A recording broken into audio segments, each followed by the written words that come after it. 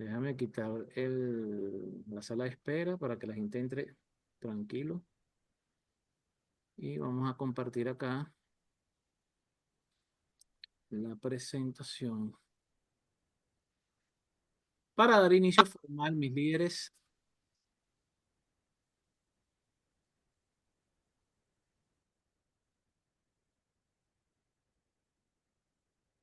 para dar acá inicio formal a la sesión del día de hoy.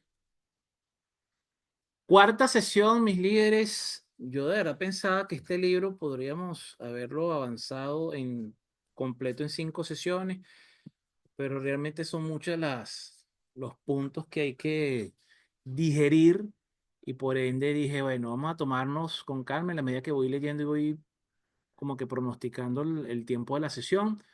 He preferido entonces dejarlo a la ligera. Hoy vamos a hablar solamente de 3 capítulos. La sesión pasada hablamos 4 capítulos y creo que en la primera sesión hablamos 2 porque realmente estos capítulos sobre todo como son de ejercicios prácticos, nos pasa como nos pasó con Joy Dispensa, que inclusive tuvimos que suspender algunas sesiones, no suspenderlas, sino diferirlas, porque realmente los ejercicios, por lo menos los líderes que estaban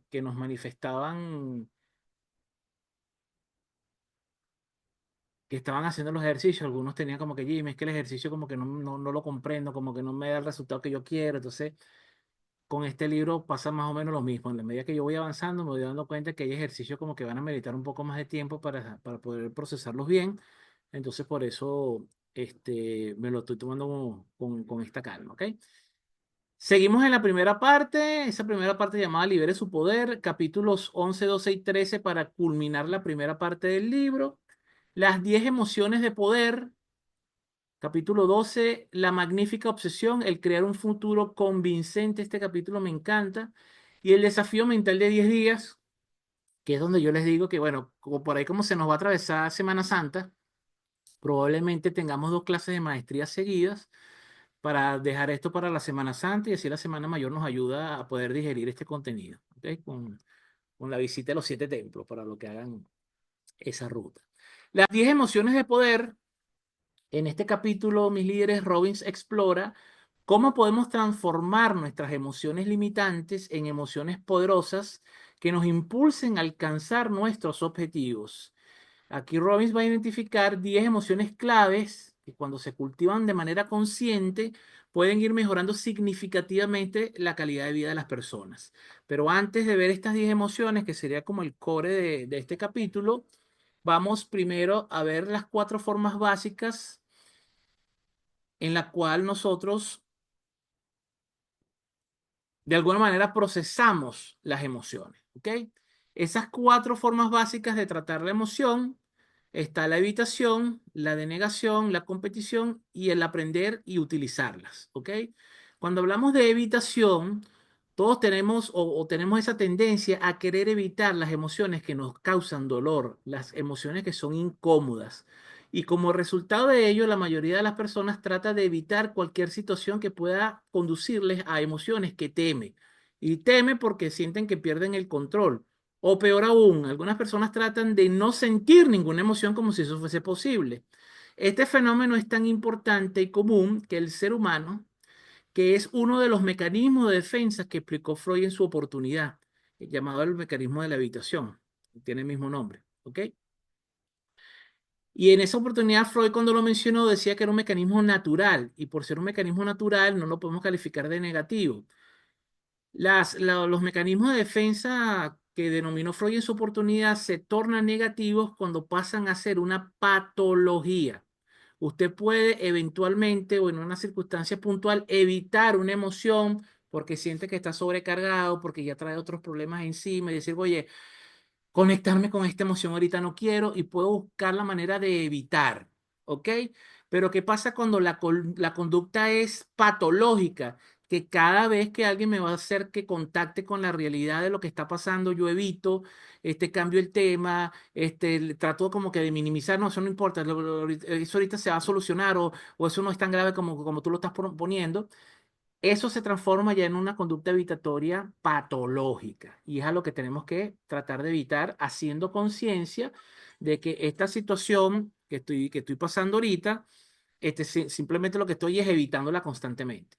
Una vez que yo hago conciencia de que estoy en ese proceso constante de evitar la situación, es momento de confrontarla. Por supuesto que si en el momento que hago conciencia, también hago la conciencia de que no tengo las herramientas emocionales para afrontarlo en ese momento, lo propio es buscar ayuda. Ese es el momento cuando entran los terapeutas a ayudarnos, ¿ok? Algo que debemos hacer conciencia en este punto es que esta forma de tratar la emoción es que evita enfrentar la emoción del momento, pero esa emoción que evito en el momento va a volver, porque evitar una emoción no hace que la emoción desaparezca, ¿ok? Y si constantemente evito una misma emoción, esa emoción crece y la sigo evitando, crece y la sigo evitando, es cuando vienen los procesos de somatización y es cuando nos empezamos a enfermar motivado a la emoción que estamos evitando, ¿ok? El segundo, que es la denegación. Si evitar una emoción nos hace que no hace que desaparezca, pues negarla menos. La negación puede llevar consigo otro veneno que es incluso peor, que es el victimismo. Cuando negamos nuestra situación, también tenemos a sentirnos que somos unas víctimas de lo que está pasando, solo con el fin de evitar asumir la responsabilidad que me toca sobre lo que está ocurriendo. Es decir, en ocasiones lo niego es lo que estoy negando realmente, es mi responsabilidad lo que está pasando. Una vez que yo hago conciencia de que no puedo negar mi situación y después de que yo no niego, la reconozco, es buscar cuál es mi punto o cuál es mi contacto con, o cuál es mi nivel de responsabilidad de esto que estoy evitando, ¿ok? O de esto que estoy negando.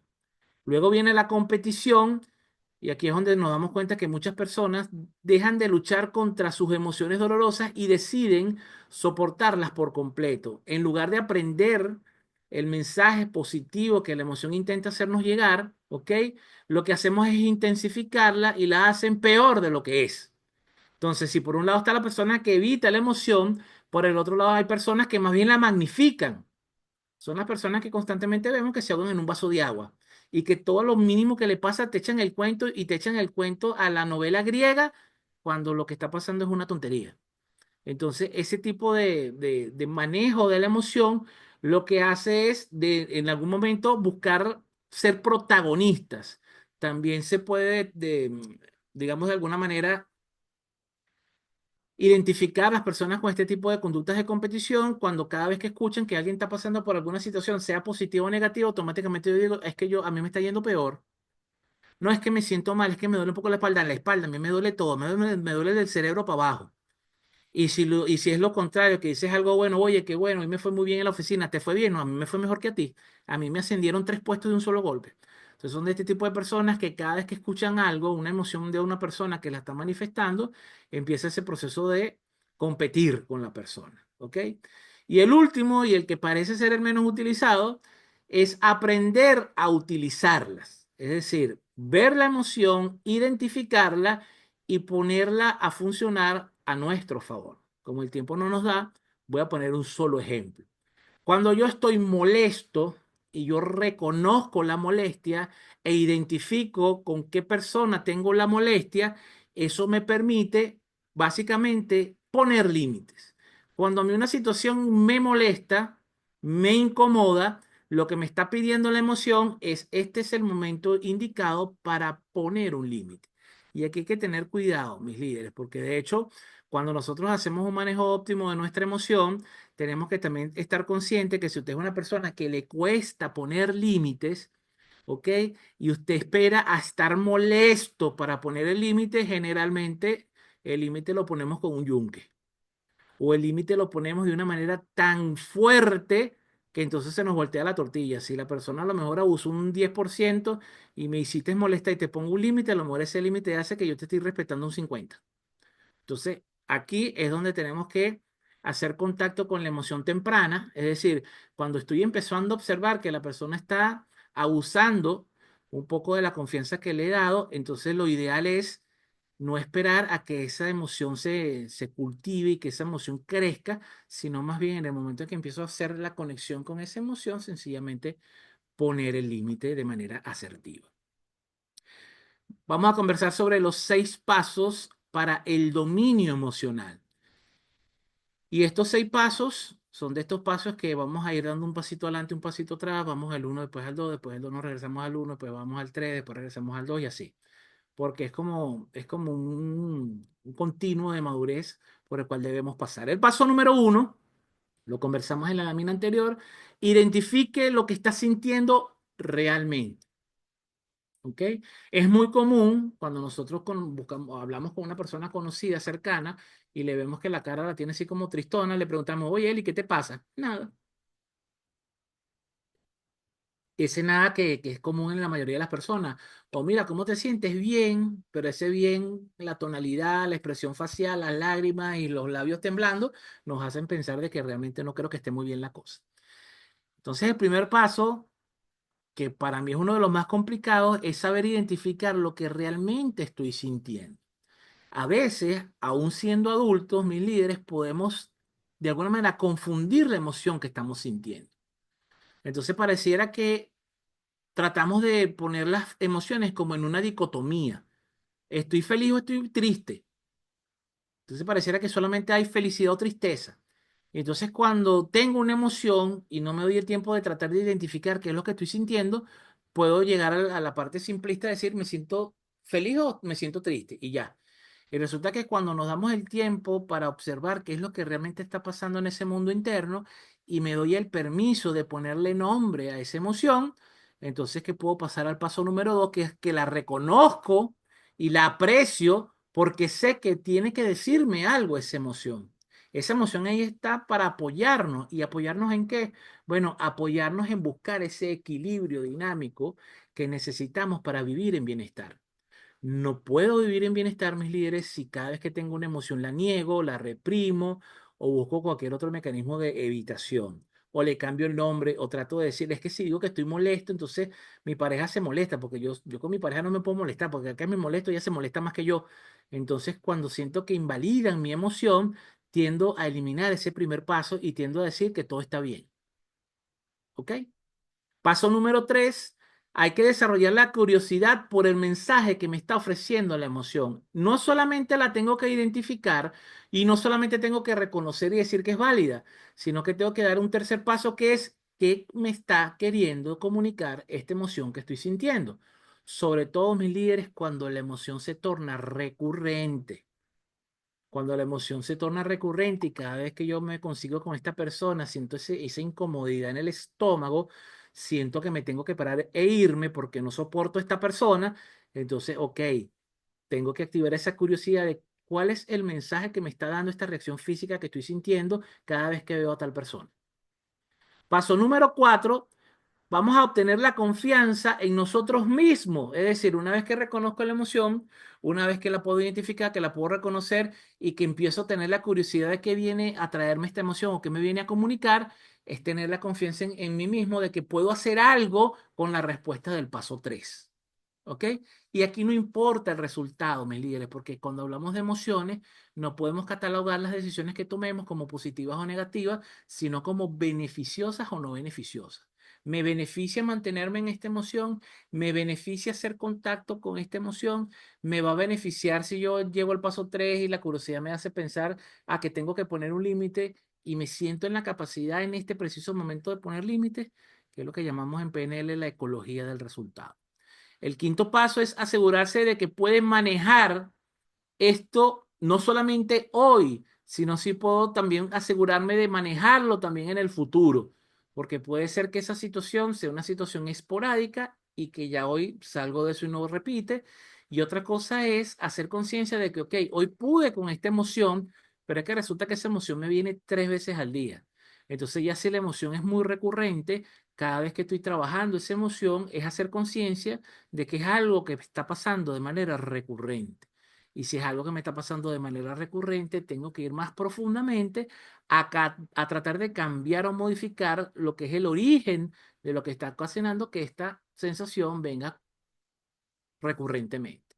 Y el paso número 6, anímese y emprenda la acción. Es decir, una vez que ya yo paso por los 5 pasos anteriores, es tomar la decisión de que de ahora en adelante, ya como la reconozco, ya como la identifico, ya como sé lo que viene a traer para acá, ya tengo la confianza en mí mismo de que tengo las herramientas para de alguna manera transformar esa emoción en algo que sea positivo para mí, hay que prender la acción. Porque es como las personas que toman la decisión de hacer un emprendimiento, piden el préstamo, le piden al proveedor, hacen la primera, digamos, o empiezan a producir lo que sea que estén produciendo, pero no se animen a salir a vender porque es que yo no soy vendedor o me da pena. Entonces, una vez que hagamos los 5 pasos anteriores, el paso número 6 se tornaría el paso más importante porque es el momento de emprender la acción. Si no hay acción, mis líderes, realmente si no logro dar el paso 6, los otros 5 pasos poco a poco van a ir perdiendo fuerza hasta el momento en que otra vez no pueda identificar la emoción que estoy sintiendo. ¿Por qué? Porque a la emoción que dejé atrás y que no pude darle la acción para de alguna manera aprovecharla, muy probablemente se me vaya a mezclar con otra emoción y entonces la emoción, aunque en la raíz es la misma, puede estar, por ejemplo, combinado con un sentimiento o con una emoción ligada a la desesperanza, puede ser, o a la desilusión. ¿Cuáles son las 10 señales para la acción? Aquí sí vamos a compartir lo que según Anthony Robbins, la mayoría de la gente trata de evitar, pero que usted puede utilizar para impulsar y emprender la acción de vida. Fíjense, la primera de la que habla Tony Robbins es la incomodidad. Las emociones de incomodidad no tienen una cantidad, no tienen una cantidad tremenda de intensidad, pero nos molestan y crean en nosotros una angustiosa sensación de que las cosas no están bien. Hay una metáfora que yo digo mucho, la decimos mucho en sesión cuando estamos con clientes en alguna sesión de coaching, y también la digo mucho en sesiones como esta del Club de Liderazgo. Y, por ejemplo, las personas que son miembros del club, la han escuchado seguramente en alguna oportunidad. Y es la historia del muchacho, del mochilero, que le encantaba visitar pueblos para conocer sus personas y sus culturas. Y una vez caminando, entrando a un pueblito, se consiguió uno de estos viejitos de pueblo que están sentados en el porche de su casa saludando a todo el que pasa. Y entonces el muchacho se acerca para saludarlo y preguntarle cómo es el pueblo. Entonces empieza a conversar con el viejito y en algún punto de la conversación el muchacho se da cuenta que en una esquina del porche está un perrito echado. El perrito es muy bonito echado, pero el perrito empieza a quejarse y se queja y se queja y el muchacho sigue hablando con el viejito, pero no deja de prestarle atención al perrito que se está quejando. Hasta que ya el muchacho no aguanta más y le pregunta al viejito, oye, pero ¿qué le pasa a su perro? ¿Está enfermo? Y el viejito se echa a reír y dice, no vale, no le pasa nada, ese perro es joven y está sano. Lo que pasa es que justamente en ese sitio donde él se acuesta es su sitio preferido, él siempre se acuesta ahí, pero justo donde él se acuesta hay un clavito que sale del piso. Y cada vez que el perro se mueve, el clavito lo puya y lo molesta, y por eso se queja. Y entonces el muchacho le pregunta al viejito, oye, pero si ahí hay un clavito que lo molesta, porque el perro no simplemente se para y se va. Y el viejito le responde, bueno, porque el clavito lo molesta lo suficiente para quejarse, pero no lo suficiente como para moverse. Y eso es lo que pasa con la incomodidad.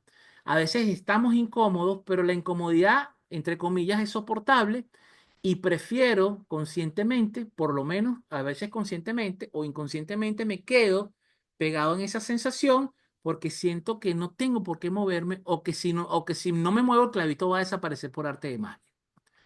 Esta incomodidad transmite el mensaje de que algo no está bien del todo, pero a veces nos cuesta tomar acción para solucionarlo, ¿ok? ¿Y cuáles serían algunas de las posibles soluciones? Bueno, afrontar las emociones de incomodidad parece ser bien simple. Número uno, hay que utilizar las habilidades que ya hemos aprendido en el libro para poder cambiar el estado, cambiar el ánimo de manera consciente. O también podemos clarificar lo que deseo en el momento con una simple pregunta como ¿deseo seguir manteniéndome en este estado de incomodidad o cómo me quiero sentir? Y si la manera en que me quiero sentir es diferente a cómo me estoy sintiendo, por algo tengo incomodidad, sencillamente tomar acción para buscar sentirme de una manera distinta. ¿Ok?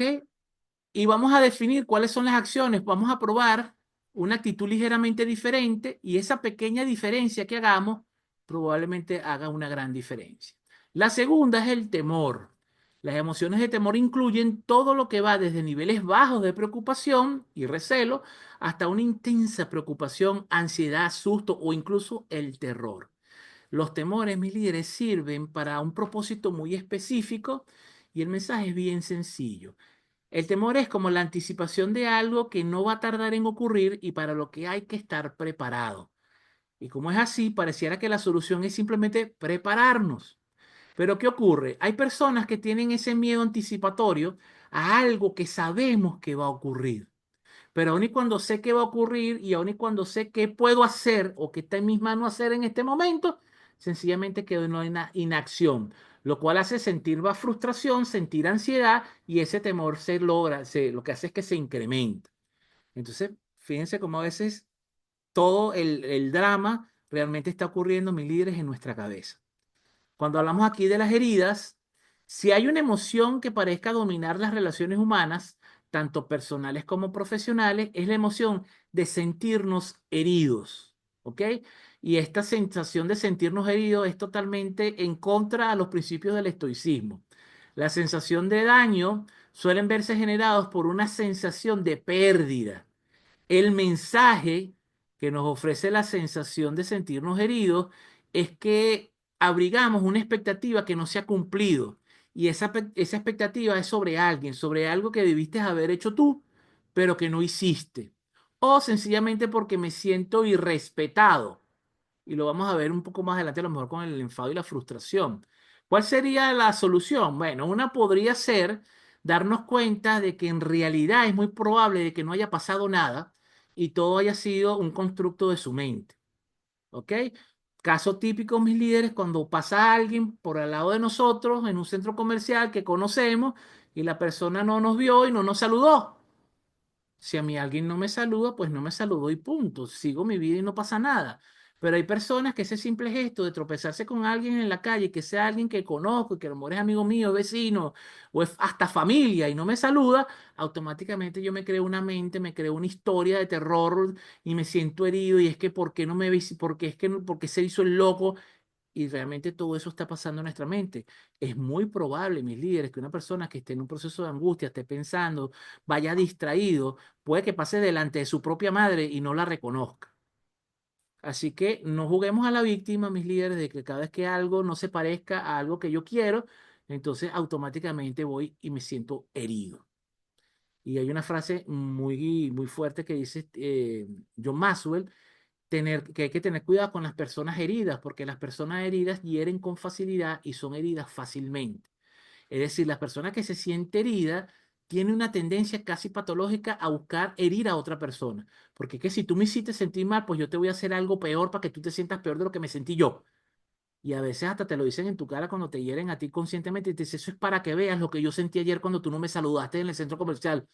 Y tú le dices, pero ¿cuál centro comercial, Eli? No, ayer que fui y te vi en el Sambil y te hiciste el loco. Y yo, en el Sambil, es que ahí está mi oftalmólogo y me acaban de dilatar la pupila y estaba perdido en el centro comercial porque no sabía cómo salir de ahí. Y a veces nos vienen ese rompimiento de paradigmas de que estamos seguros de que algo es como de determinada manera y cuando nos damos el espacio o cuando nos permitimos validar, oye, ¿qué será lo que está pasando con esta persona? Nos damos cuenta de que lo que yo tenía en mi mente no se acerca, pero a kilómetros de lo que realmente está pasando. Cuando hablamos del enfado, las emociones de cólera incluyen todo lo que va desde sentirse suavemente irritado hasta el propio enfado, el resentimiento, la furia o sentirse totalmente encoralizado y fuera de sí. El enfado, alguna otra persona, lo que siento es que alguna otra persona ha violado una regla o un criterio que es importante para mí. Y aquí hay algo importante, mis líderes, que una persona valore, y eso lo vimos con Selenma en los Leader Talks, que una persona valore cosas distintas a las cosas que valoro yo, no quiere decir que una persona, que esa persona que no está valorando exactamente lo mismo que estoy valorando yo, es una persona que no tiene valores. Es simplemente una persona que valora cosas distintas. Entonces a veces queremos que todo el mundo mire el mundo con los anteojos de nosotros o que nuestros valores son más importantes que los valores de los demás. Y eso no es así. Cada persona tiene el derecho de vivir su vida en función a sus propios principios y valores.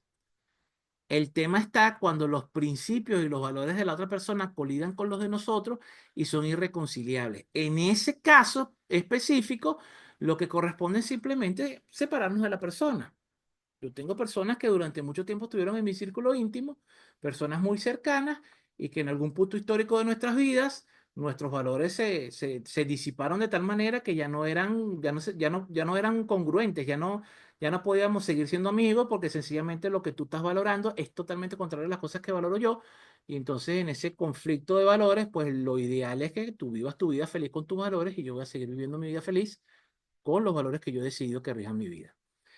¿Cuál sería la solución en este caso del enfado? Primero, darnos cuenta de que puede haber una interpretación mala de la situación y en el 99% de los casos es eso lo que ocurre, que yo interpreté la cosa en función a lo que yo quería que fuese. Y eso es lo que pasa en la mayoría de los problemas, por lo menos a nivel empresarial. Cuando dos personas dentro de una misma compañía no logran ponerse de acuerdo es porque lo que están peleando son los egos.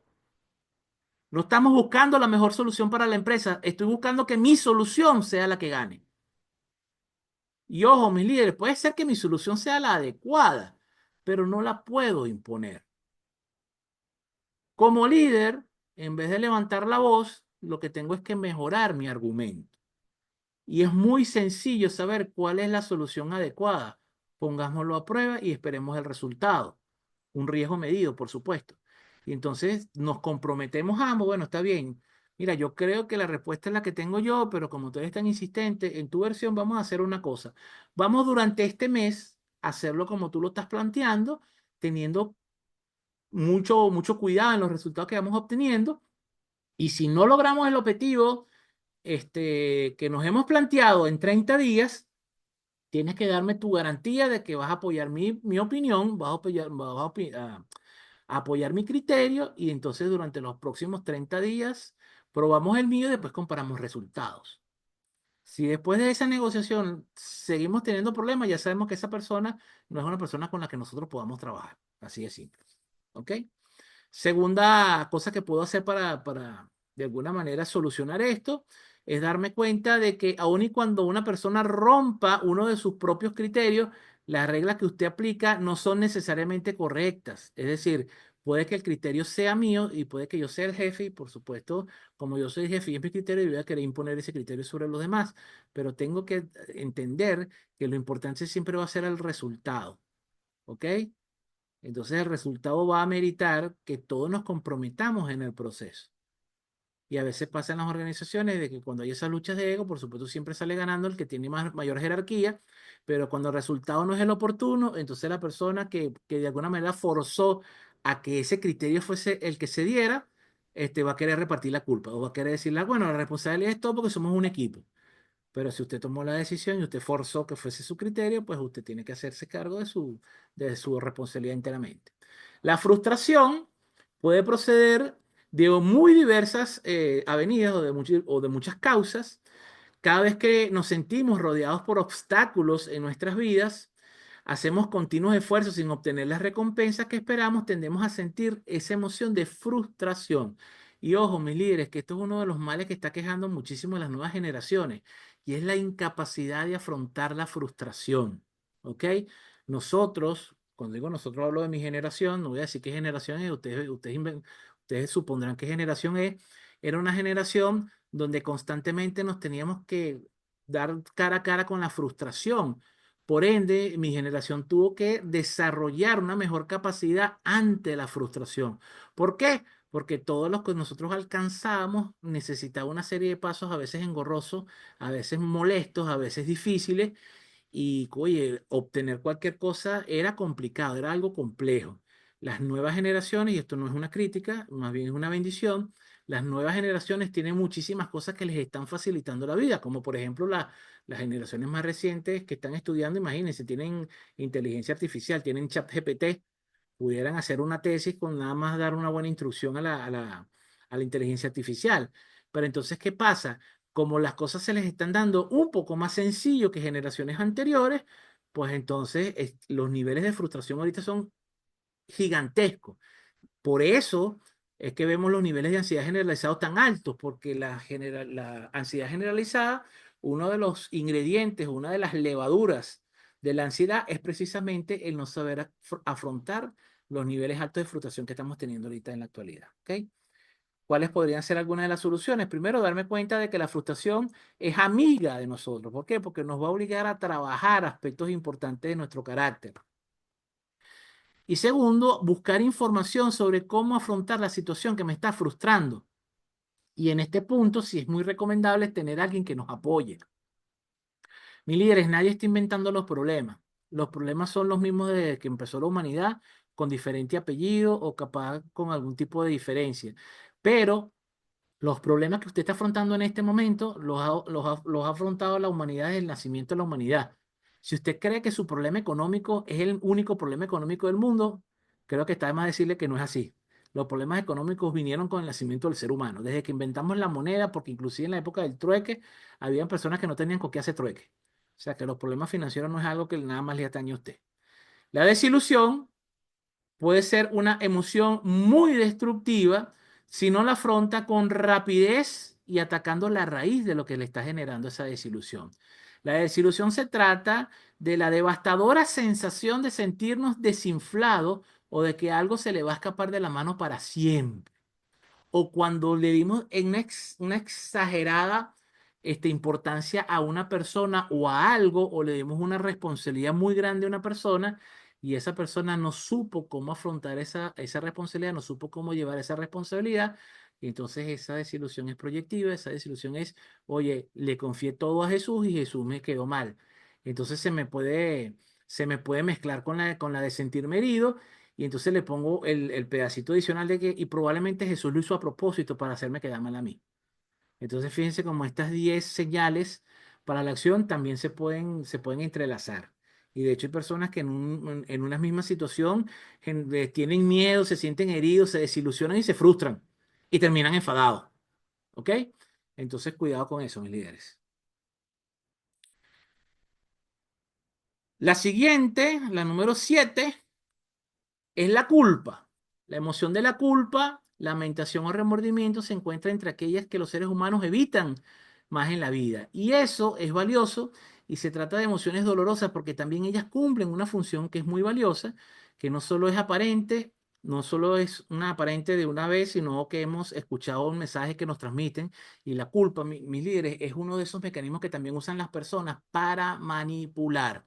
Y ojo con esto, mis líderes, porque lamentablemente y aunque yo sé que no se hace con ninguna mala intención, la culpa es de las primeras, digamos, herramientas de manipulación que usan los padres con los hijos.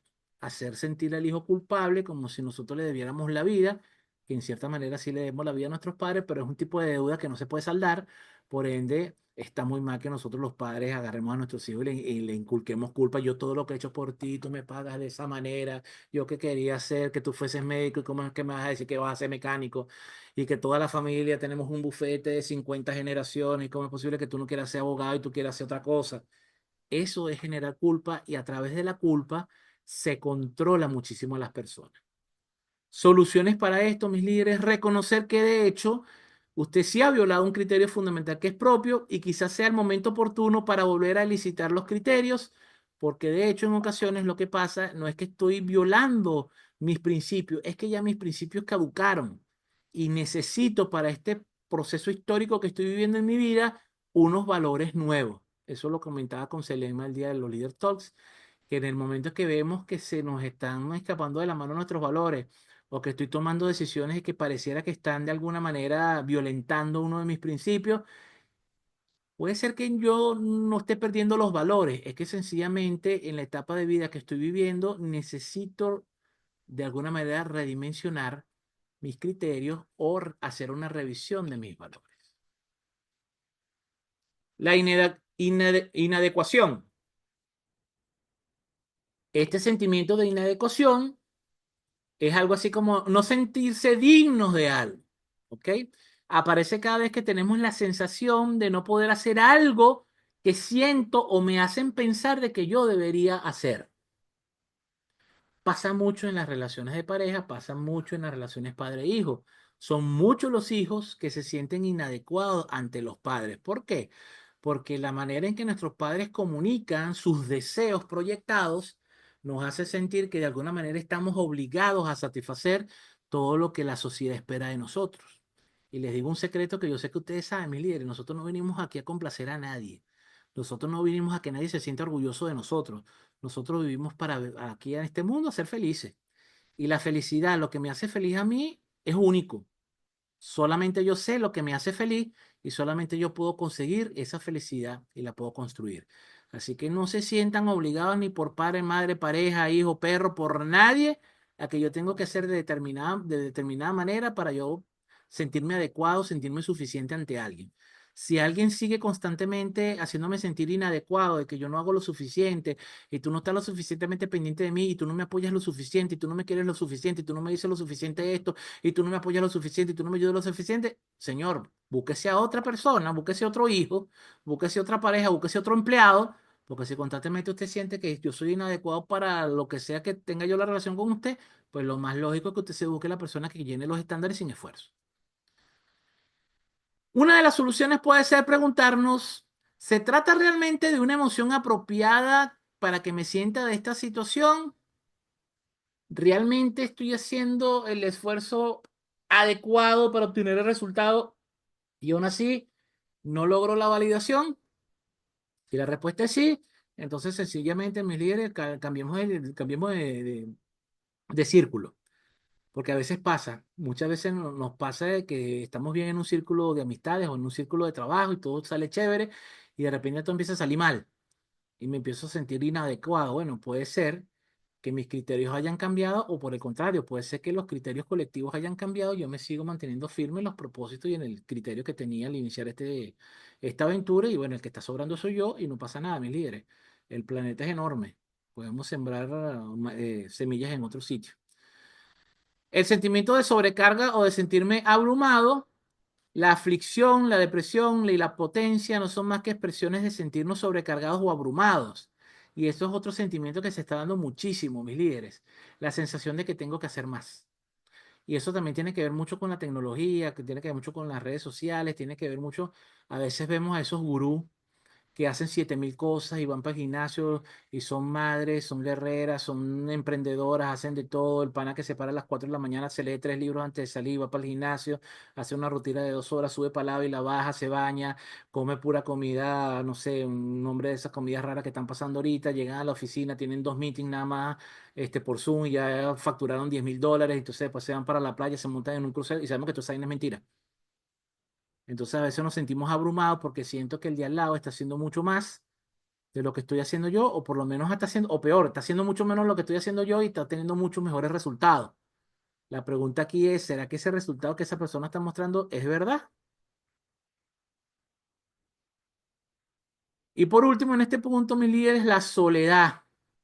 Cualquier cosa que nos haga sentirnos solos, aislados de los demás, pertenece a esta categoría. Nos hacemos una pregunta importante. ¿Se ha sentido alguna vez realmente solo? No creo que exista nadie que no haya experimentado esto alguna vez. Y aquí el mensaje, mis líderes, de la soledad es que necesitamos relacionarnos con más personas o con un diferente núcleo de personas. Porque la soledad tiene una particularidad, mis líderes, que para sentirnos solos no tenemos que estar solos. Usted se puede sentir solo en una reunión familiar donde están todos sus primos, todos sus familiares, toda la gente cercana, su esposo, sus 7 hijos y los perros, y usted se sigue sintiendo solo. Entonces, si la soledad es algo que más bien es una percepción, como la temperatura, puede que esté haciendo calor, pero a lo mejor yo siento más calor que Eli, porque a lo mejor Eli tiene una temperatura corporal distinta a la mía, y a lo mejor yo le pregunto a Eli, ¿está haciendo un calor? Y me dice, sí, está haciendo un calorcito sabroso. Y yo digo, no, yo me estoy sancochando. Entonces, aquí la soledad la vemos desde el enfoque de la percepción.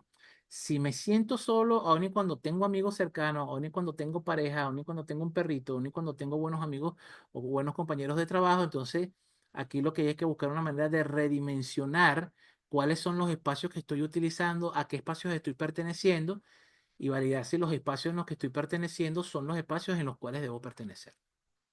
¿Ok?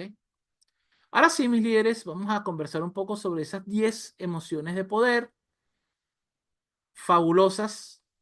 Vamos a ver estas 10 emociones, porque estas 10 emociones no son otra cosa que 10 semillitas que hay que sembrar y poco a poco, mis líderes, cultivar, regar y cuidar. Ninguna de estas 10 emociones la podemos desarrollar de la noche a la mañana. Esto es un camino que puede ser un poco largo y por supuesto va a haber una más que otras que me va a costar un poco más. Y también estoy seguro que más de una de estas emociones las tenemos como emociones principales. Aquí en los que están aquí en la sala, ninguno me va a decir que ninguna de las 10 las tiene. Tenemos todas, solo que unas más desarrolladas que otras. Aquí la invitación es hacer conciencia de qué papel juegan cada una de estas 10 emociones en mi vida y qué tan poderoso me hacen sentir, ¿ok? Si empezamos por el amor y el cariño, es la capacidad de conectar con otros y experimentar un profundo sentido de pertenencia. Y esto me hace acordar de Stephen Covey cuando decía que lo que venimos a hacer en este planeta es vivir, amar, aprender y dejar un legado, como las cuatro cosas que vinimos a hacer en este planeta. Y cuando Stephen Covey habla de amar, de vivir, por ejemplo, habla de que vivir no es solamente respirar, vivir es precisamente esto, el sentirnos que pertenecemos a algo y que nuestra vida tiene valor más allá de que soy un número más en la estadística mundial. ¿Ok? Y cuando habla de amar, no es simplemente enamorarse, sino sentir que pertenecemos a algo que es más grande que nosotros. Cuando nosotros aprendemos a trabajar en equipo, me voy a dar cuenta que mi satisfacción es mucho mayor a que yo sea un profesional de primera línea. Hay muchos profesionales de primera línea que son unas lumbreras, que son tremendos profesionales, pero que no saben trabajar en equipo, que sencillamente viven frustrados, aunque son tremendos profesionales de manera individual. Pero en el preciso momento en que esa persona deja de ser un jugador solitario a transformarse en un jugador de equipo y comienza a buscar herramientas que le permitan conectar con las personas, ese amor y ese cariño se activan de alguna manera y se dan cuenta de que hay muchísimo más aprendizaje. Y es cuando se activa la segunda, que es la gratitud, que no es otra cosa que apreciar lo que tenemos en el lugar de enfocarnos en lo que nos falta. Y eso es un concepto que conversé yo en el Leader Talks cuando hablaba del budismo y de esas cuatro nobles verdades. La gratitud, mis líderes, es lo que nos acerca al éxito. Mientras yo me enfoque en lo que me falta y no pueda desarrollar la capacidad de agradecer lo que tengo, mis líderes, no estoy viviendo en abundancia, estoy viviendo en escasez. Y eso me hace acordar la leyenda, la metáfora, el cuento o la fábula, que no la voy a contar ahorita, pero seguramente la han escuchado, el de las 99 monedas de oro. Se las voy a regalar en un TikTok para no alargar la clase. Curiosidad es mantener una mente abierta y un deseo de aprender y de explorar. La excitación y la pasión es sentir entusiasmo y energía por la vida y por los objetivos que me he trazado y esa emoción que me hace querer levantarme cada día más temprano y que el día dure más para yo poder seguir haciendo aquello que amo hacer. La determinación es la firmeza y la voluntad de superar obstáculos y alcanzar las metas. La flexibilidad como la capacidad de adaptarnos a los cambios y encontrar nuevas soluciones. Cuando hablamos de confianza, es creer en nuestras habilidades y de tener fe en nuestro potencial. Más allá de esperar que otros tengan fe en nosotros, es empezar por tener fe en nosotros mismos. La alegría, como experimentar momentos de felicidad y de satisfacción. La vitalidad, sentirnos llenos de energía y de salud. Y cuando hablamos del último punto, de la contribución, es encontrar un significado y un propósito que trascienda la simple tarea que estoy llevando y que esas tareas que yo esté haciendo simplemente sean cosas que no solamente me ayuden a mí, sino que también ayuden a la mayor cantidad de personas posibles, como lo decía nuestro amigo Jesús Montes en el Líder Talk. La magnífica obsesión, mis líderes, que es crear un futuro que sea convincente. Ponerse metas es el primer paso para convertir lo invisible en visible. Hay muchas personas que saben lo que deberían hacer en la vida, pero que nunca lo hacen. Ello se debe a que les falta el impulso que solo puede aportar un futuro que sea convincente. Objetivos gigantes, dice el autor, producen una motivación gigante. A veces las personas me dicen en sesiones de coaching, Jimmy, es que esta es la meta que yo siempre he querido. Oye, pero es que yo siento que esta meta no me motiva. Cuando yo le digo a una persona que es una meta que tiene años alcanzando o buscando, persiguiendo esa meta y esa meta no la termina de alcanzar y no siente la motivación necesaria para concluirla, es porque ese objetivo es un objetivo enano. Y si el objetivo es enano, pues la motivación va a ser del tamaño del sueño. Y por aquí el autor dijo una frase que me encanta. No eres perezoso, solamente tienes objetivos impotentes. Un objetivo impotente es un objetivo tan poco trascendente que no motiva. Y a veces, y no sé si lo coloqué en una lámina posterior, el autor en el libro dice que a veces cuando tú fallas o estás fallando en alcanzar una meta, muchas personas que son resilientes lo que hacen es que lo vuelven a intentar.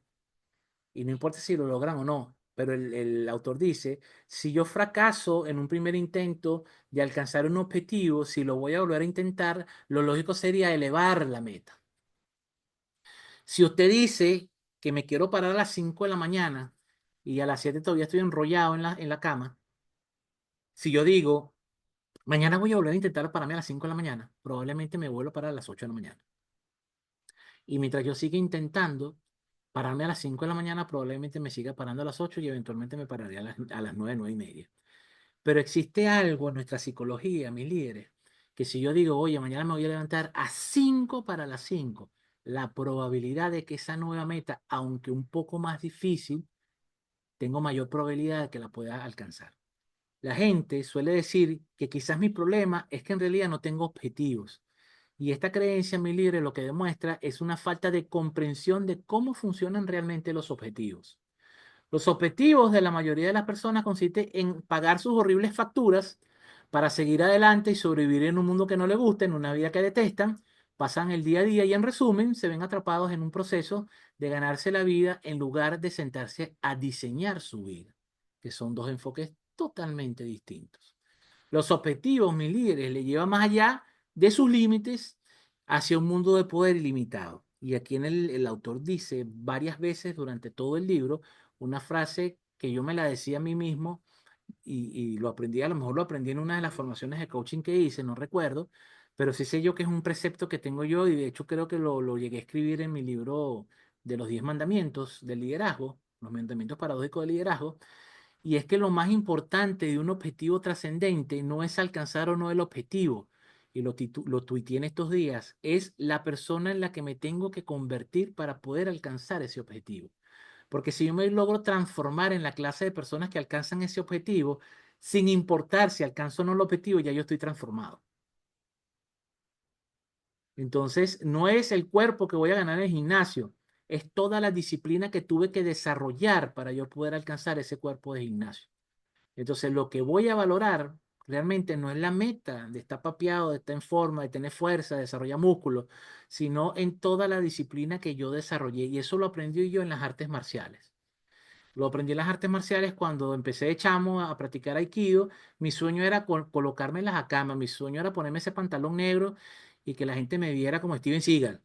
Pero en la medida que yo me caía, que me lesionaba, me dañaba la espalda, me rompí los meniscos, y seguía teniendo la fortaleza de ir a mi rehabilitación y volver a entrar en el tatami, me volvía a lesionar y me volvía a ir a recuperación y regresaba al tatami y me di cuenta que lo que menos me importó fue alcanzar el cinturón negro y lo que realmente importó fue todo lo que me enseñó las artes marciales, que es lo que aplico en mi día a día como instructor de liderazgo. Yo doy más clases de aikido empresarial que de gerencia. ¿Por qué no todo el mundo puede establecer objetivos? Usted ya dispone de ese poder para actuar, ya usted lo tiene. Y si no ha sido capaz de utilizarlo, ello se debe a que no ha establecido objetivos que realmente lo inspiren. Es lo que yo les digo. Si usted se pone una meta y esa meta no lo motiva a que usted dé el plus, esa meta es muy pequeña para usted. Si yo le digo a usted, métase en el gimnasio y póngase como meta ir para el gimnasio todos los días a hacer 2 sentadillas, eso lo motivaría. Sobre todo si el gimnasio queda lejos y usted se tiene que parar temprano, sacar el carro, estacionarlo, ir para un centro comercial, bajarse y llegar al gimnasio y hacer 2 sentadillas. ¿Usted cree que eso lo motivaría? ¿Usted mañana se levantaría con ganas de ir al gimnasio a hacer 2 sentadillas? Probablemente no. Y aquí hay una paradoja. Pero si usted dice que usted mañana va a hacer una super serie de piernas y usted va a hacer una clase de spinning y después usted va a hacer, no sé, stretching, probablemente esa meta que es mucho más fuerte y usted sabe que va a terminar con la lengua afuera, puede ser que eso sí lo motive que usted se pare temprano. Entonces, ¿por qué muchas personas no se establecen objetivos? Porque sienten que la visión tiene que ser corta y sienten que lo que tienen que soñar es un sueño pequeño. ¿Y qué pasa, mis líderes? Que a veces, y tiene que ver mucho, y lo repetimos mucho aquí en el Club de Liderazgo, tiene que ver mucho con el círculo íntimo que usted está, las personas que rodean que lo rodean a usted, las personas con las que usted pasa más su tiempo, son las personas que están moldeando su carácter. Si usted cada vez que se propone una meta, usted comenta esa meta con su círculo cercano y automáticamente lo que viene son negativas, no, Eli, bájate de esa nube, no, eso no se puede, no, es que imagínate, en Venezuela no se puede emprender, no, y con el CENIAL, no, el CENIAL, aquí se paga mucho impuesto, que mejor no hagas nada, no, que vas a sacar una facturita para empezar a facturarme, no, no facture, porque factura es horrible, vas a tener que pagar IVA, vas a tener que pagar impuestos. Entonces, ese círculo, mi líder, es lo que te mantiene con objetivos enanos o simplemente sin conscientemente trazarte objetivos. A veces lo primero que tenemos que hacer, mis líderes, un consejo budista, antes de sembrar la primera semilla, hay que limpiar el jardín. A veces nos pasa que queremos sembrar y tenemos toda la disposición de sembrar semillas, pero las sembramos en un jardín que está lleno de peste. Entonces, antes de sembrar alguna semilla que sea importante para nosotros, antes de trazarnos un objetivo de gran trascendencia, vamos a ver, hacer un pequeño chequeo de qué personas se van a dar cuenta o de alguna manera me van a acompañar en ese camino. Aquí hay un apartado bastante interesante y es uno de los ejercicios que desde que yo me formé en programación neurolingüística por ahí, por allá en el año 2002, este ejercicio de ayer, hoy y mañana, para mí personalmente, es uno de los ejercicios más poderosos que se hacen previo a establecer objetivos de gran envergadura. ¿En qué consiste básicamente el ejercicio? El autor en el libro nos presenta tres plantillas.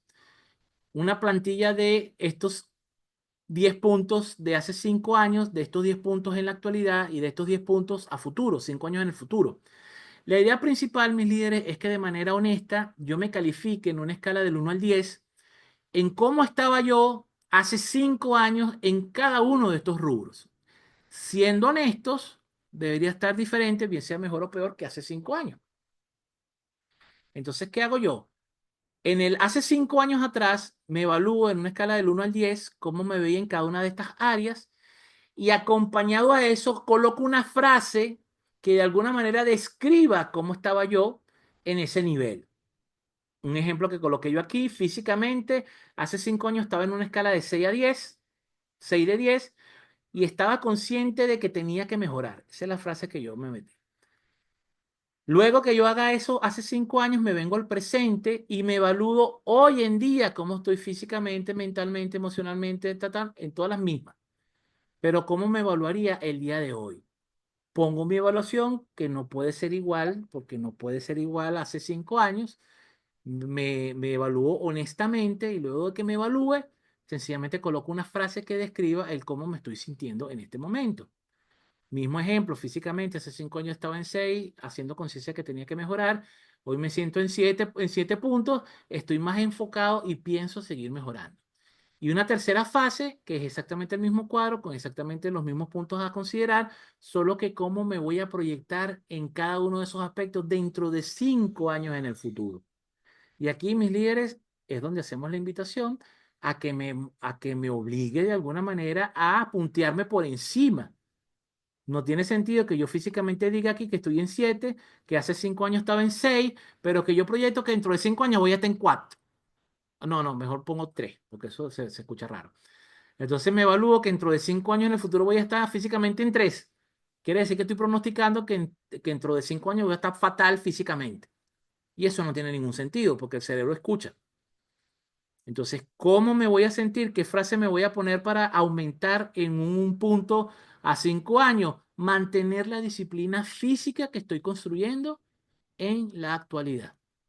Este solo ejercicio, mis líderes, ayuda a los 9 capítulos anteriores donde hemos trabajado el cambiar las creencias limitantes por creencias que sean mucho más potenciadoras.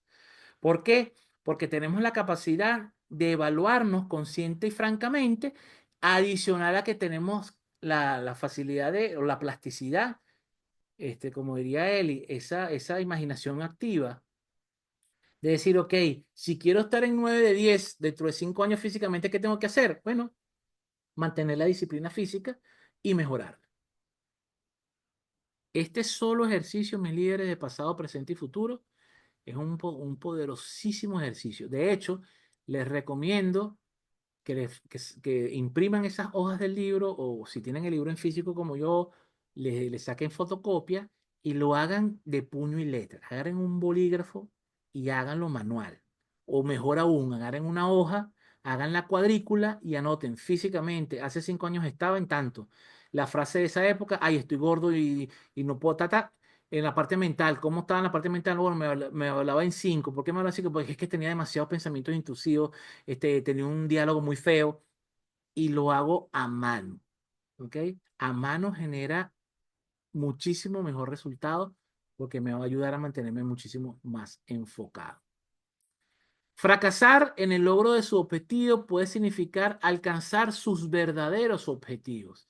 Y esto aquí también me encanta, mis líderes, porque abre la posibilidad o nos invita a tener conciencia de que el hecho de que yo tenga un objetivo trascendente y que yo tenga un plan de acción punto a punto y que ahorita tenga los recursos y ahorita tenga la motivación y la disposición y haga todo exactamente como lo dice el librito, no es garantía de que el objetivo se va a alcanzar, mis líderes. Ojo. Y eso es por lo que muchas personas me dicen, Jimmy, pero ¿para qué yo me voy a poner un objetivo con lo difícil que está el día a día? ¿Para qué yo voy a perder el tiempo en hacer un objetivo tan trascendente si aquí en Venezuela no se puede? Caigo en lo que dije hace láminas atrás. Porque lo que va a importar, mis líderes, es en la persona en que usted se va a ir convirtiendo para acercarse a la consecución de ese objetivo. Porque algo sí le voy a garantizar. Puede que usted no alcance el objetivo, pero de que va a estar más cerca de cuando inició, va a estar más cerca. Y eso pasa. Puede que usted no alcance el 100% del objetivo, pero por lo menos un 85-90% va a alcanzar. Y si usted llega por lo menos al 90% de su meta, quiere decir que usted se transformó en una persona capaz de haber avanzado un 80%. Foco en lo que alcancé y no foco en lo que me faltó. Porque eso es como las personas que hacen dieta y se proponen que para el día del matrimonio de mi primo o no sé, o para futuro voy a hacer tal cosa y resulta que no lo alcanzo y me enfoco en lo que me faltó. Cuando realmente lo que me tengo que enfocar es en lo que sí pude alcanzar. Libere su poder Libera el poder de su sistema reticular activador para alcanzar sus objetivos. Esto es la primera vez que lo escuché. Se lo escuché a Camilo Cruz y de verdad es maravilloso. Aprender a utilizar este mecanismo que se llama SRA, Sistema Reticular Activado, es uno de los mecanismos que facilita en gran medida alcanzar las metas y los objetivos. ¿Ok? Y esto funciona con 5 puntos principales. Objetivos de desarrollo personal, objetivos de carrera de negocio, objetivos de juguetes y de aventura, es decir, la diversión, y los objetivos de contribución. Eso deberían ser, mis líderes, por lo menos los 4 principales objetivos que me voy a trazar.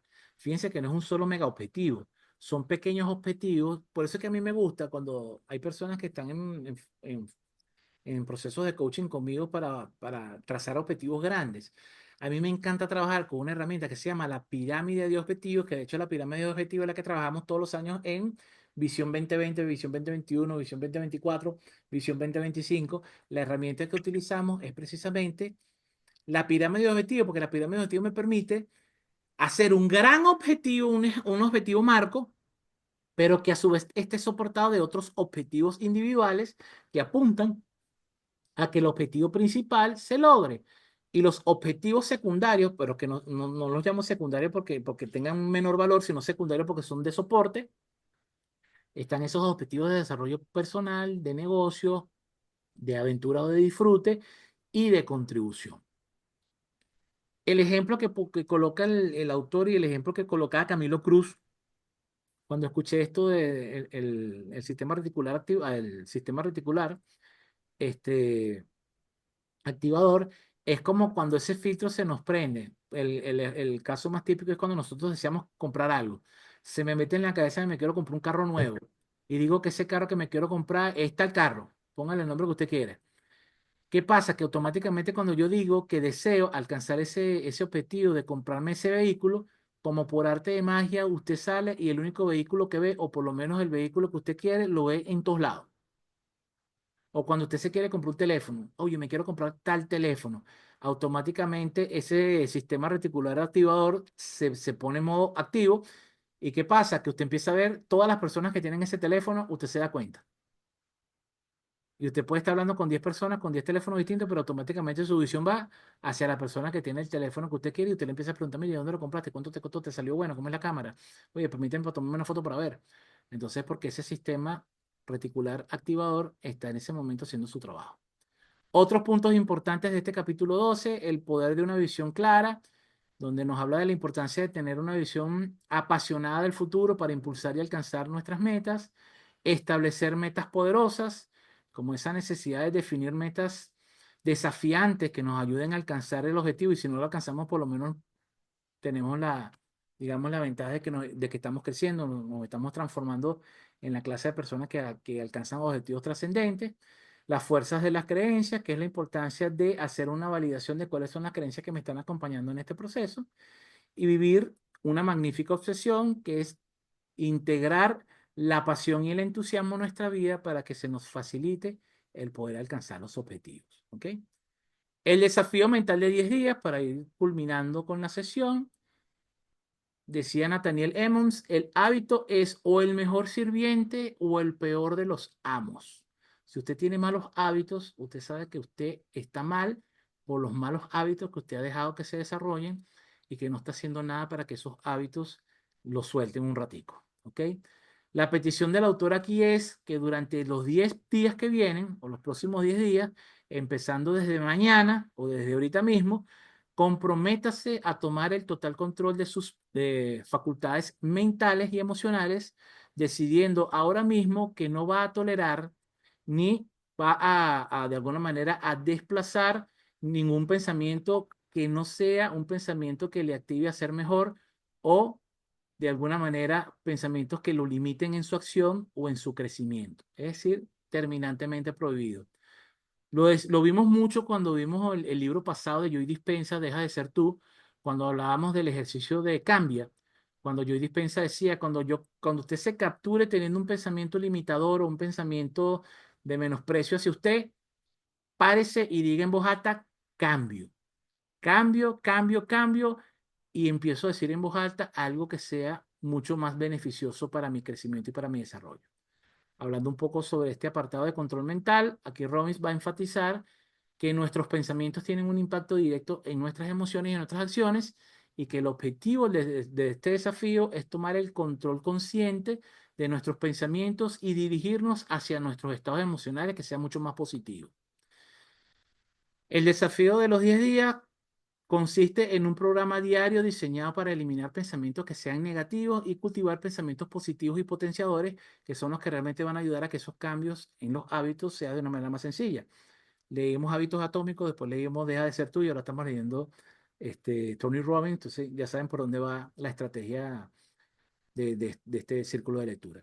Implica también prestar atención a nuestros pensamientos para poder identificar cuáles son negativos e ir reemplazándolos conscientemente por pensamientos que sean mucho más positivos y empoderantes. Y para poder hacer ese cambio a nivel inconsciente, mis líderes, primero tengo que hacer un trabajo consciente. Lo decíamos en las dos sesiones anteriores.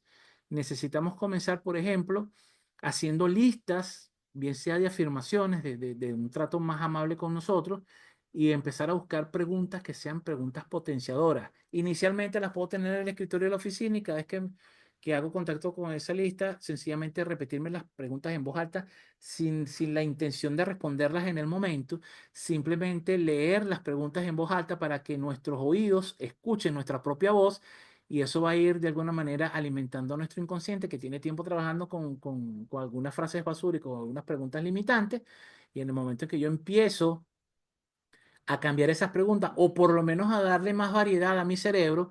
Por novedad, el cerebro va a preferir empezar a utilizar esas frases nuevas que le va a parecer cómico, como que, "Ay, bueno, aquí tengo unas preguntas que nunca me he hecho."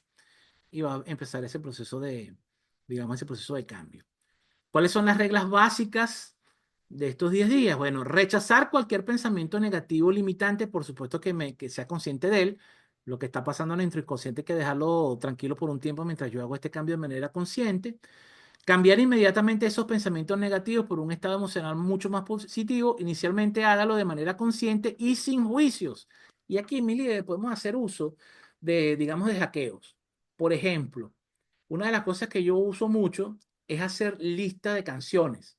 Yo tengo mi lista de canciones para todas, así como tenemos la lista para para limpiar, para pasar coleto. Bueno, vamos a hacer una lista también de canciones que nos levantan el ánimo. Así como cuando usted está despechado y se busca un trago y se pone a escuchar a Gabriel, que lo hace que se meta más en el estado ese que tiene. Bueno, vamos a hacer todo lo contrario. Vamos a hacer un playlist de canciones que en verdad nos animen, que nos provoque cantar en voz alta y que obviamente nos cambie el estado. Y en el momento que yo vea que estoy teniendo recurrentemente pensamientos negativos, me pongo mis audífonos y pongo esa música a todo volumen para que el cerebro entienda que no es modo de, no estoy en modo ansiedad, no estoy en modo malo, sino que estoy en modo de vamos a cambiar el estado. ¿Ok? La clave es la constancia y la práctica diaria, asegurándonos de que vamos a enfocar nuestra atención y nuestra vida hacia las soluciones y no hacia los problemas.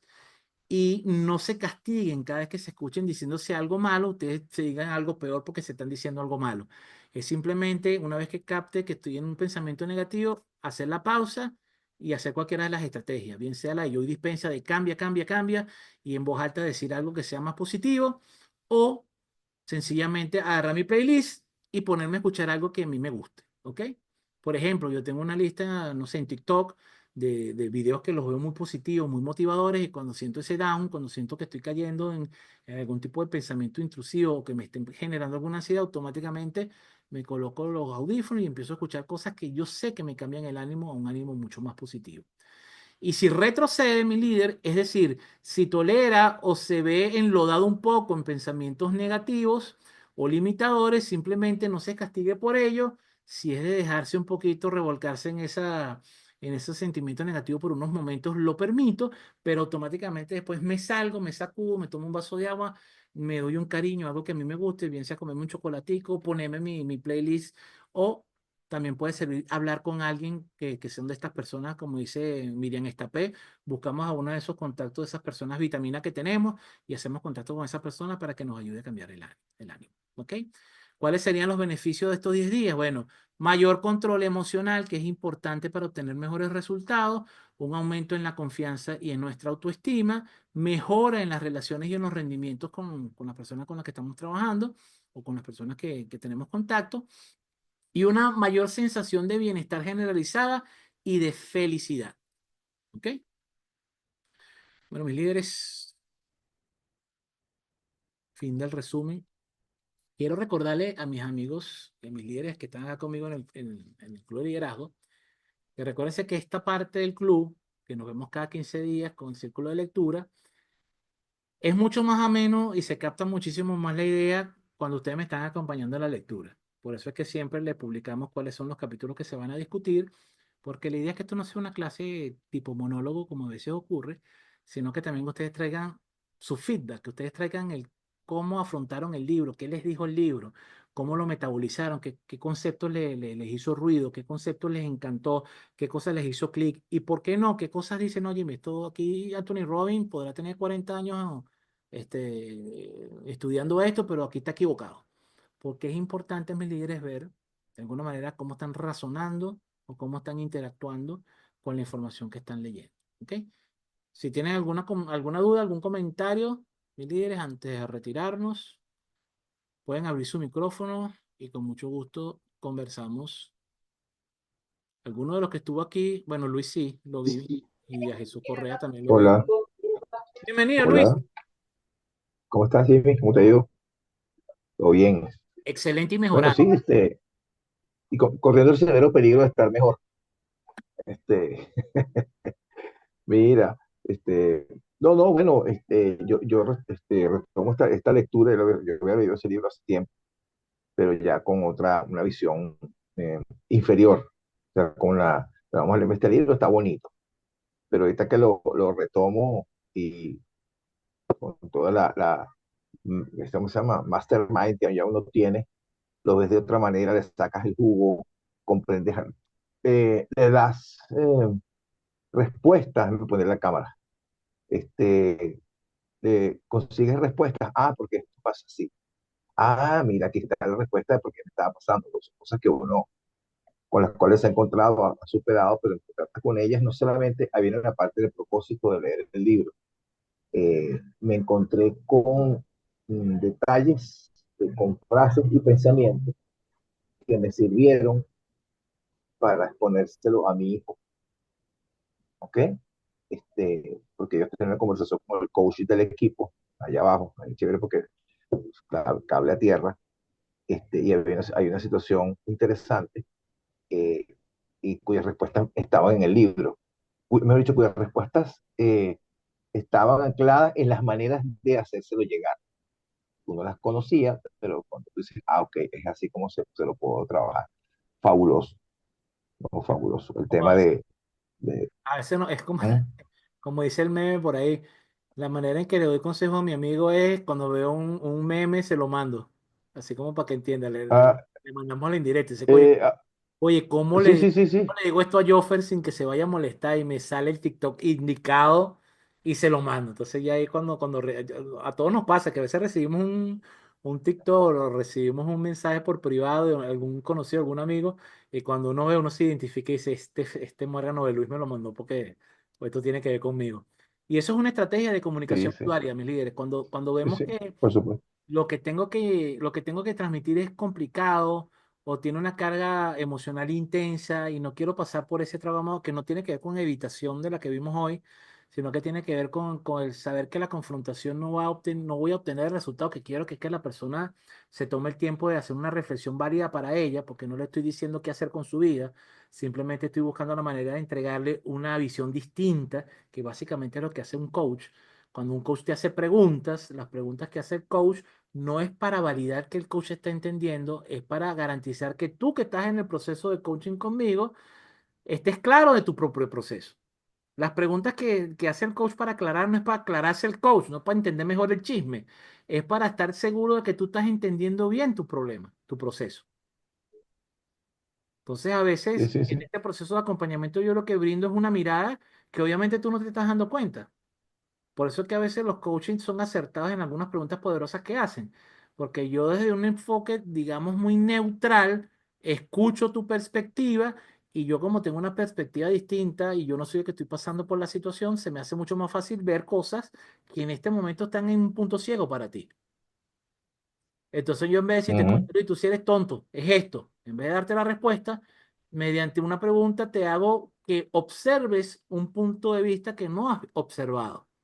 Y es cuando vienen los momentos eureka, cuando tú le ves la vista al cliente que se le ilumina, ahí te estás dando cuenta, ahí te das cuenta tú como coach, dices, ah, ok, ya se dio cuenta de que hay otra alternativa que no se había permitido ver.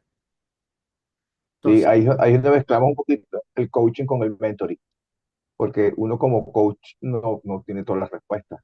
Perdón, uno no puede pretender que el coaching en ese momento tenga todas las respuestas porque no las ve. no, Pero pero es que simplemente cuando... todas las respuestas no las tiene ni el coaching ni las tiene el coach. Y cuando somos mentores sí, tampoco es que tenemos todas las respuestas. Como mentores tenemos un poco más de experiencia. ujú, Y lo que te doy es, yo digo que acompañarse de un mentor es como hacer un poquito de trampa con un poquito de esteroides, ¿no? Es como que, bueno, ya que sí, estoy empezando, me voy a buscar una persona que ya tenga unos kilómetros recorridos, no para que me lleve, porque no es que te voy a traer hasta donde estoy yo, es simplemente que ya tú estás adelantándote o de alguna manera esa persona te está brindando años de experiencia, ¿ok? Pero mi experiencia la pongo a ujú, tu disposición, pero igualito tú tienes que vivir tu proceso metabólico. Estar acompañado claro, claro. que te diga ciertas cosas, que te dé algunas orientaciones, no te garantiza de que, ah, bueno, ahora con el mentor sí voy a alcanzar el objetivo, porque el objetivo va a Sí, seguir sí, pues te dependiendo da de luces. tu capacidad de transformarte, Ujú. que esa es otra cosa Pero, que pero te da, cuando los procesos, te da luces. que es cuando, Te da luces y uno dice, ah, ok. claro, es lo que yo Porque, digo, lo que tú te vas transformando. La transformación va a ujú, depender también de tu materia prima. Es como los deportes, tú que estás muy ligado al deporte. Mira, yo puedo tener el chamo con más motivación y el chamo que entrene más del equipo, pero a lo mejor su composición física no le da para ser un futbolista de primera línea.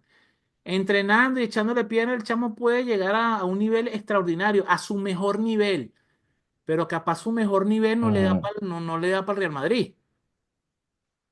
Y eso también hay que ujú, ser consciente. Y eso también pasa mucho en los procesos de ujú. coaching. Hay personas que pagan al coach más caro porque dicen, no, mientras más caro el coach, más rápido llego al objetivo. Y resulta que a mí me ha pasado. Me ha pasado que me ponen a un directivo o a un ejecutivo para que yo lo acompañe en un proceso porque se va a hacer cargo.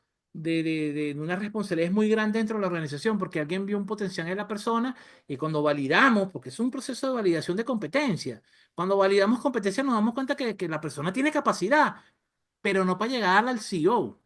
Tendrá una capacidad para una gerencia media y puede que llegue en algún momento a tocar una junta directiva, pero no va a ser el líder de la organización porque no tiene las competencias que se necesitan. Y eso es difícil Sí, tragárselo. sí, sí. Eso es difícil cuando una persona Claro, claro. del mundo y tú como coach lo estás acompañando y tú te das cuenta de la realidad y tú le brindas la oportunidad de que la persona se dé cuenta, no para que desista y no para que diga, ah, bueno, Jimmy, sí, ya me di cuenta que no tengo ciertas capacidades que no voy a poder desarrollar y entonces no voy a poder ser presidente, sino más bien es hacer el proceso de reencuadre y decir, ok, como no tengo estas competencias, ¿cuál es el plan B? Y a veces el plan B Ujú. es, bueno, entonces vamos a llegar hasta el extremo. Vamos a reventar ese principio de Peter, vamos a llevarte hasta tu nivel de incompetencia, hasta donde ya tú no puedes dar más, y vamos a ver si estando en ese tope, como diría John Maxwell en su primera ley del liderazgo, la ley del tope, cuando tú llegues a tu tope y tú sepas que ya tú no puedes seguir avanzando porque ya tus capacidades llegaron hasta aquí, vamos a ver si puedes hacerte el recurso del equipo de trabajo. Y por lo menos una vez me pasó una experiencia súper enriquecedora de que se me dio la oportunidad de acompañar a una persona a un alto cargo ejecutivo. Durante 2 años lo estuve acompañando en un proceso de mentoring, pero desde los cuarto al quinto mes ya sabíamos que la persona había competencias que no iba a poder desarrollar en el tiempo que la compañía lo necesitaba para hacerse cargo de toda la dirección a nivel de Latinoamérica. Y dijimos, mira, la carta que podemos jugar aquí es llegar a tu nivel de incompetencia, llegar a tu nivel más alto y sencillamente jugarnos la carta de buscarte un equipo que te apoye, un equipo de asesores. Y resultó, la persona llegó a su nivel máximo tope de liderazgo y no pudo desarrollar las dos habilidades que le faltaban, pero en el transcurso se transformó de tal manera que desarrolló otras cuatro que fueron inclusive más valiosas que las dos que no tenía. Entonces, ¿qué Ujú. hizo? Hizo un equipo directivo que lo apoyaba en las dos que él no podía desarrollar o que no se le iba a dar muy bien y terminó teniendo unos resultados superiores a los que él hubiese podido obtener simplemente desarrollando las dos competencias que le faltaban. ¿Pero por Sí, qué? sí, Porque sí. también se concentró en lo que podía.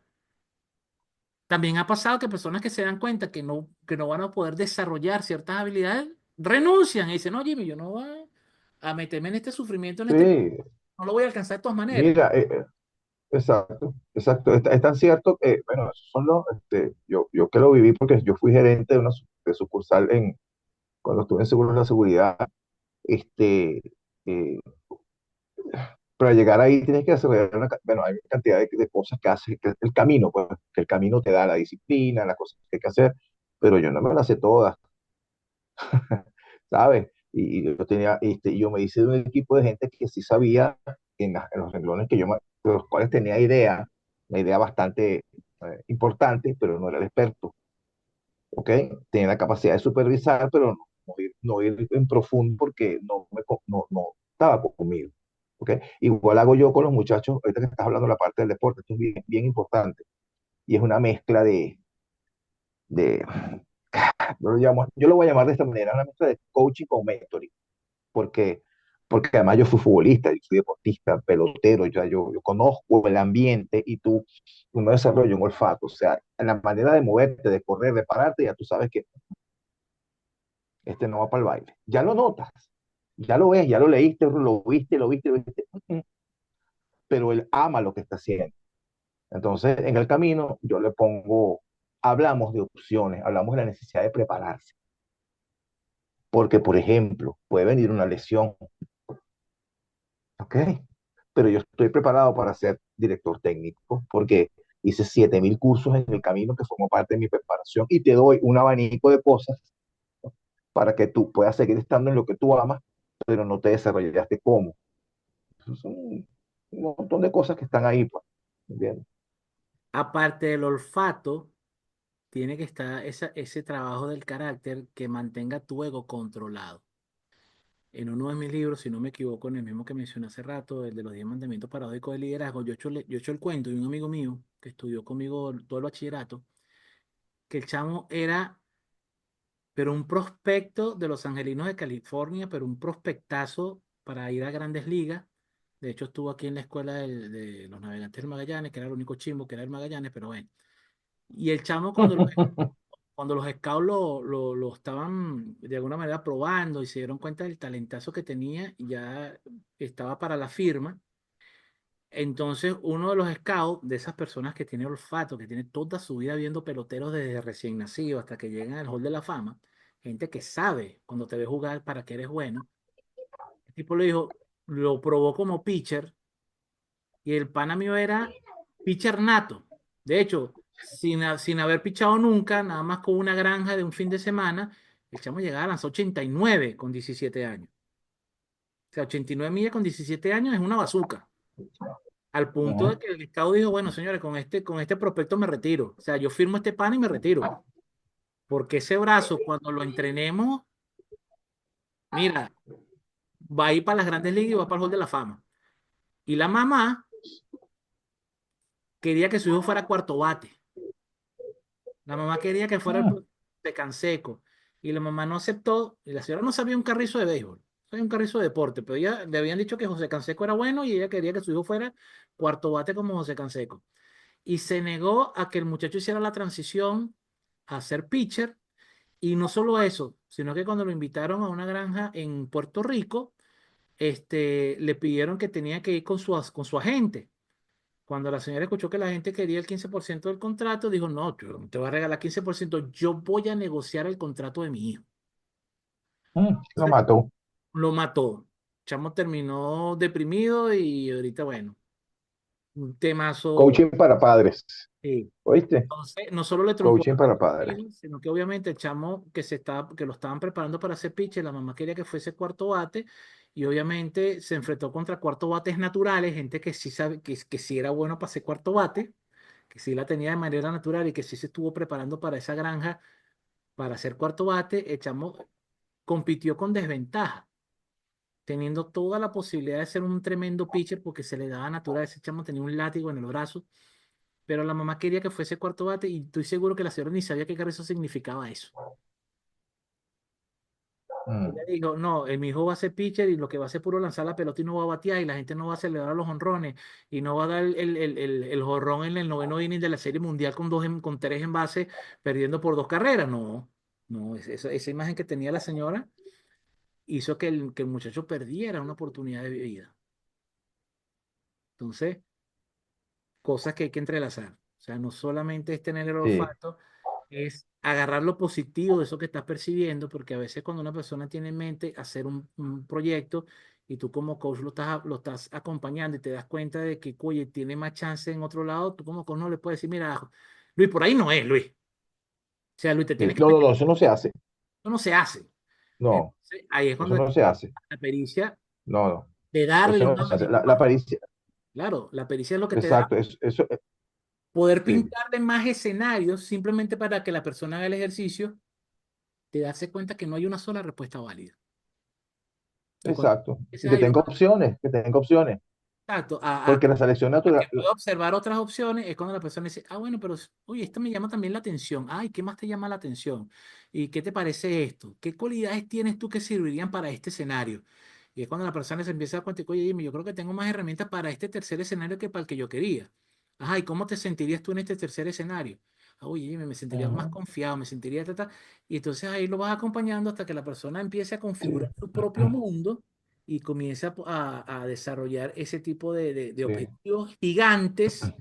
Ese objetivo sí. gigante va a meritar una ambición gigante y una motivación gigante. Sí. Por eso Gracias, que Luis. es importante cuando un coach ha tenido una experiencia en algún sitio, como el caso de la mía, ¿ok? Que eres capaz cuando tú no sabes nada de lo que está pasando, no es capaz de no es capaz de ver y decir, ¿sabes? Aquí está pasando algo y vamos a ver cómo lo maneja. En el caso de que uno ha sido deportista, ¿sabes? Uno puede intuir ciertas cosas sin obligarlo y decirle nada, sino simplemente planteándole un abanico de opciones adicionales para que él las tenga en su carpeta, porque esta persona cuando está a cierta edad está obsesionada con lo que quiere, pero ya yo te mostré unas opciones que si llega a caerse el plan A, tienes el plan B, el C, el D, el F, el que viene, porque ya lo trabajamos. y sigues estando en el deporte, en Ahí este viene, caso el deporte. ahí vienen los otros, los procesos aledaños al coaching, que es conocer a tu cliente y prepararte para la sesión. Si yo voy Ujú, a acompañar a un ejecutivo en un área que yo no tengo ningún tipo de conocimiento, aunque yo sé que yo no lo voy a orientar en la parte profesional, sí necesito orientarme a mí para poder entender en qué círculo se mueve mi cliente y prepararme para que mis preguntas tengan sentido para el cliente. Lo vimos en la ujú. sesión pasada cuando Robbins hablaba de las metáforas y Ajá, la metáfora. ponían el ejemplo de Jesucristo. La comunicación de Jesús era tan potente porque sabía usar la metáfora y hablaba en el lenguaje de las personas. Digamos que el mejor ejemplo para ilustrar el punto de la metáfora es cuando él fue con Simón y con Pedro, que eran pescadores, y les dijo, síganme Ujú. y los voy a convertir en pescadores de hombres. Le habló en un lenguaje que ellos entendían. Si les hubiese dicho, vente que vamos a cambiar el mundo y vamos a hacer esto y vamos a fundar una religión, los tipos hubiesen dicho como que, hermano, yo lo que sé es pescar. Sí, Entonces, le está hablando en otro. el mensaje, Jesús estaba preparado para saber el mensaje. Cuando agarró a Simón el recaudador de impuestos, ¿cómo comenzó Simón? Sí. Usando la metáfora. Ujú, Ahora vas a recaudar para las arcas del Señor. Y no vas a recargar dinero, sino que vas a recaudar almas para el reino de Dios. Entonces, ujú. te habló en su idioma. Claro, ¿Ok? Entonces, así es. como coach, cuando acompañamos a una persona, por eso hacemos un kickoff, hacemos una sesión inicial para entender de qué va la vida del cliente, de más o menos qué quiere trabajar en la sesión, para yo después en la próxima sesión irme preparado. Sí. Lo que llaman la sesión cero. La sesión cero, que es donde yo te conozco, donde yo conversamos, y para qué quieres tú y por qué yo y no otro coach, y empiezas a hacer preguntas para ver qué está rondando por la cabeza del cliente, porque a veces el cliente tiene esa sesión cero conmigo y no tiene más sesiones, porque me doy cuenta que la persona no necesita, me ha pasado mucho, que las personas no necesitan un coach, necesitan un terapeuta, y lo refiero. Tú no necesitas un Ah, coach, no, claro, necesitas un asesor, claro. que tienes un problema fiscal. Sí, sí. Entonces ahí Ujú. sé que no soy todero y sé específicamente en qué te puedo ayudar. Tengo esa sesión para conocerte y si veo que te puedo ayudar, cuadramos la primera sesión de trabajo y en ese periodo de tiempo entre que conversamos y la primera sesión me preparo. Empiezo a investigar, Así es. cómo es el lenguaje de esta persona, qué cosas son importantes, cómo es el medio en el que se desenvuelve, el proyecto o el objetivo que quiere trabajar, ya más o menos sé por dónde va para yo saber cuáles herramientas puedo llevarle a la persona que se le sea más fácil para poder conseguir el objetivo. Entonces, un tema ahí de preparación también importante. Sí, así es. Gracias, Luis. Gracias, mis líderes. Dale, Jimmy. Si alguien más quiere conversar, abre su micrófono. Si no, nos despedimos.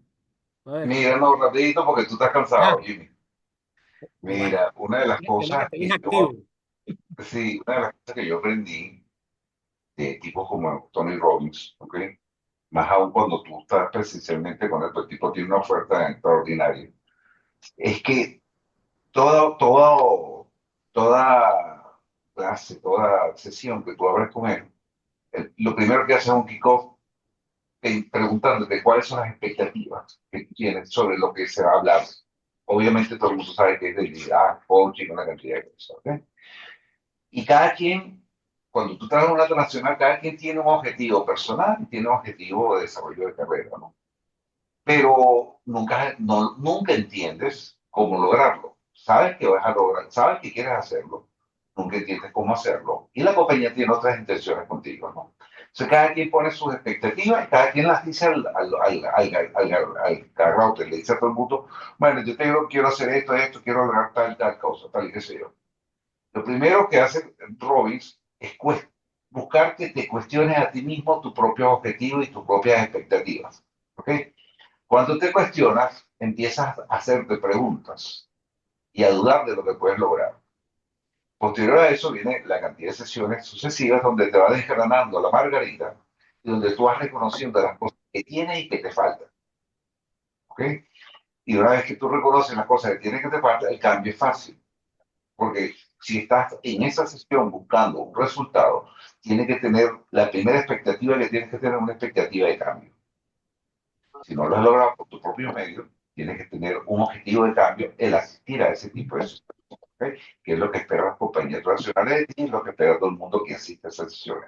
Cuando te das la opción de cambio, Cambio sucede si hay acción posterior. Y él te invita con preguntas y con cuestionamiento y con todas estas facilidades de prácticas que él te da en este libro inclusive, te invita a cómo lograrlo. Porque hay algo que él te enseña directo en cada una de las experiencias de este libro. Lo que no se mide no se ve.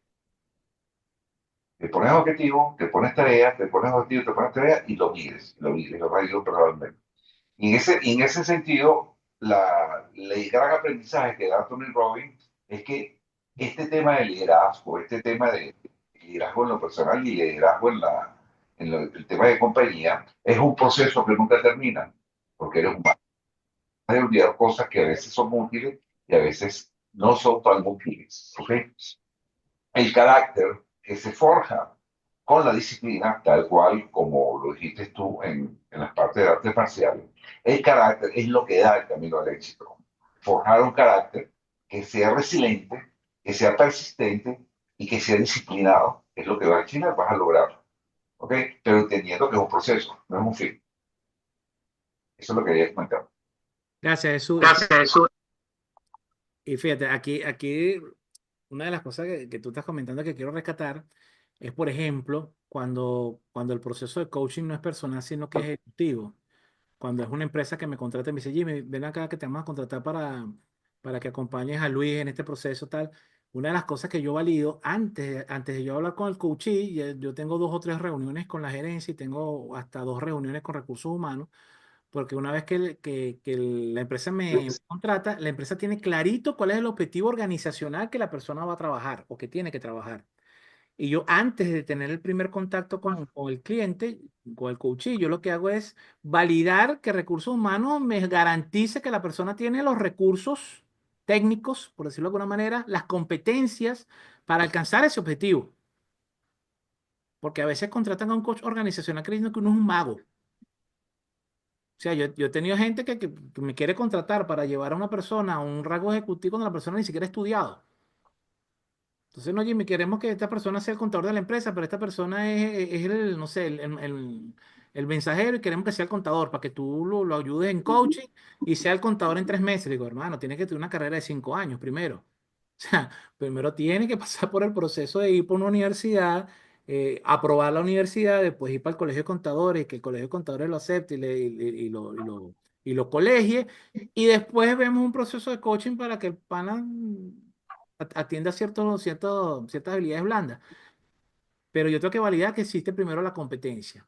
Y luego, cuando ya yo valido que la competencia está, que la persona sí tiene lo que se necesita, solamente necesita ese proceso de transformación y de trabajar esa meta organizativa, viene el proceso en ese kickoff de antes de yo presentarle a la persona cuál es la meta organizacional que de él se espera, hago un proceso individual de coaching. Primero le pregunto a Luis, Luis, ay, qué te gustaría conseguir a ti?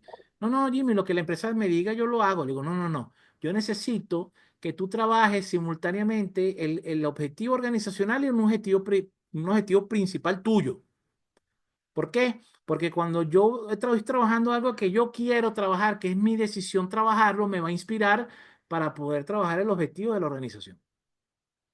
Y la organización me dice, no, no, no, Jimmy, enfócate nada más en el organizacional. Le digo, no puedo trabajarme en el organizacional porque probablemente eso va a ser una exigencia adicional a nivel laboral y también le tenemos que dar esa recompensa a la persona. Mira, estás creciendo profesionalmente, que lo está pagando la empresa, pero el recurso se está aprovechando para que tú también hagas algo personal. Y cuando se logra eso, que la persona trabaje, porque se pueden trabajar más de un objetivo a nivel de coaching, siempre y cuando no sean objetivos que, oye, hay objetivos que meritan atención plena, lo que hacemos es que la persona trabaje un objetivo importante para él como persona individual y vamos trabajando a la par ese proceso para el cual la empresa está contratando el servicio. Y es cuando da resultado. Cuando el coach organizacional solamente se enfoca, mira, a mí me están pagando para venir 1 hora a la semana para que tú hagas esto. Entonces yo te voy a acompañar a esto. A veces da resultado y a veces no da resultado porque la persona siente, oye, me están cargando más de trabajo. Porque ahora tengo un objetivo adicional, que es un objetivo complicado y tan complicado es el objetivo que me contrataron un coach. Pero si la persona está trabajando simultáneamente algo que es de su interés con algo que es su deber, entonces eso sí se ayuda y de alguna manera se solapan y logra que la persona tenga esa motivación que necesita. Muchas gracias, mis líderes. Ahora sí, vamos a descansar. Nos vemos la semana que viene. Feliz noche. Chao.